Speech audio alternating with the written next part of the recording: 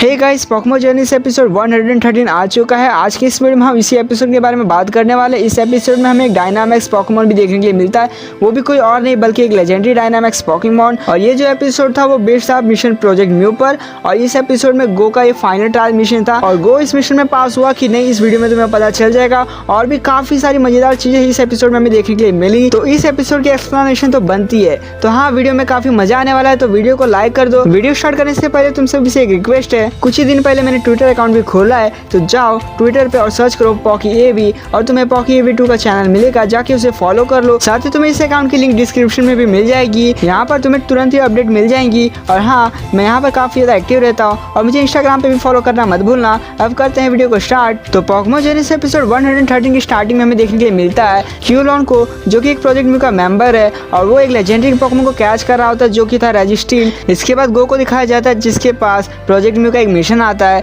जिनमें से गो को एक मिशन को सिलेक्ट करना होता है और गो सिलेक्ट करता है रेजी इलिकी और रेजी ड्रैको को कैच करने वाला मिशन। इस मिशन के कंप्लीट होने के बाद सिर्फ 3 लोगों को ही चूज किया जाएगा प्रोजेक्ट म्यू के मिशन के लिए। क्या वो गो होगा या आगे देखने के लिए मिलेगा।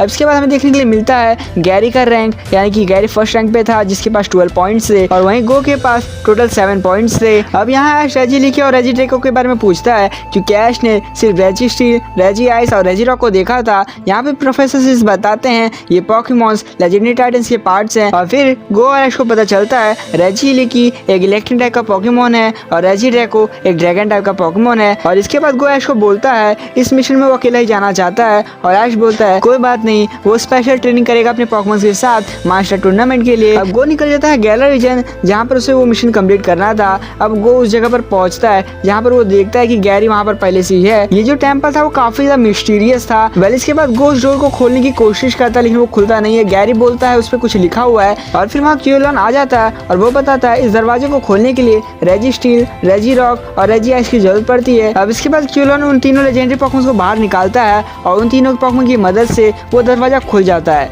अब गो और गैरी दोनों इस दरवाजे के अंदर जाते हैं। जब दोनों एक साथ चल रहे थे तभी गैरी गो से पूछता है तुम म्यू से क्यों मिलना चाहते हो। तब गो बताता है वो म्यू को कैच करना चाहता है और उसकी मिस्ट्री को जानना चाहता है, वो कहाँ से आया। उसकी जीन से ही काफी सारी मिस्ट्री सॉल्व हो सकती है और ऐसा माना जाता है कि म्यू सभी पोकेमॉन्स का पूर्वज है। इसके बाद गो गैरी को बोलता है तुम तो पोकेमॉन की स्टडी करते हो तो फिर तुम म्यू से क्यों मिलना चाहते हो। तो वो बताता है गैरी म्यू से इसलिए मिलना चाहता है ताकि वो पोकेमॉन की मिस्ट्री को क्लोज कर सके। इसके बाद गैरी और गो दोनों ही इस टेम्पल के सेंटर में पहुंच गए थे जहाँ पर रेजी इलिकी और रेजी ड्रैको मौजूद थे। अब इसके बाद दोनों ही नोटिस करते हैं कि वहाँ पे एक अलग सा पैटर्न बना हुआ है। गो हिंट को समझ जाता है कि ये जो पैटर्न था वो हमें टेम्पल के बाहर भी देखने के लिए मिला था। अब इसके बाद गैरी उस पैटर्न के पास जाता है, यानी कि उस सर्कल के पास, और वहाँ पे कदम रखता है वैसे वो शाइन करने लगता है। अब गो इसे देखकर वो भी दूसरे पैटर्न के पास जाता है और उस सर्कल पे कदम रखता है, वैसे ही पिछले वाला सब सर्कल शाइन करना बंद कर देता है। ये काफी देर तक चल रहा था जिसके बाद दोनों ही डिसाइड करते हैं कि वो पोकेमॉन बैटल करेंगे,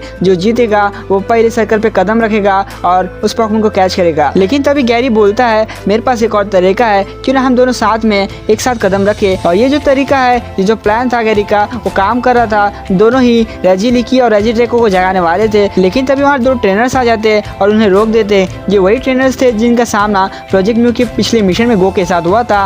अब इसके बाद गो और गैरी दोनों मिलकर वो दोनों ट्रेनर से बैटल करते हैं, जहाँ पर गैरी के पास एक नए पोकेमॉन को देखने के लिए मिला और वो नया पोकेमॉन गैलर रीजन का पोकेमॉन था जिसका नाम था हेट्रेने। और साथ ही गो अपने सिंड्रेस का इस्तेमाल करता है। अब ये बैटल गो और गैरी जीत जाते हैं। इसके बाद दोनों ही अपना नेक्स्ट कदम रखते हैं। जैसे वो नेक्स्ट कदम रखते हैं वो रास्ता खुल जाता है और रेजी इलिकी और रेजी ड्रैको जाग जाते हैं। अब इसके बाद गो और गैरी दोनों अपने पोकेमॉन को चूज करते हैं, जहाँ पर गो अपने फ्लाइगॉन को और गैरी हेट्रेने को चूज करता है। लेकिन ये बैटल के दौरान लेजेंडरी पोकेमॉन रेजी इलिकी और रेजी ड्रैको ने हरा देते हैं। उसके बाद गो अपने सिंड्रेस का इस्तेमाल करता है, वहीं गैरी अपने ब्लास्टोइस का इस्तेमाल करता है और बहुत देर बाद फाइनली वो रेजी इलिकी और रेजी ड्रैको को हरा देते हैं। गो कैच करता है रेजी इलिकी को और गैरी कैच करता है रेजी ड्रैको को। अब चारों के चारों ट्रेनर्स बाहर आते हैं जहाँ वो देखते हैं क्यूलॉन को और डैनिका को जो इनका इंतजार कर रहे थे। अब इसके बाद क्यूलॉन तीनों लेजेंडरी पोकेमॉन को यानी कि रेजी आइस, रेजी स्टील और रेजी रॉक को बाहर निकालता है, वहीं गो रेजी इलिकी को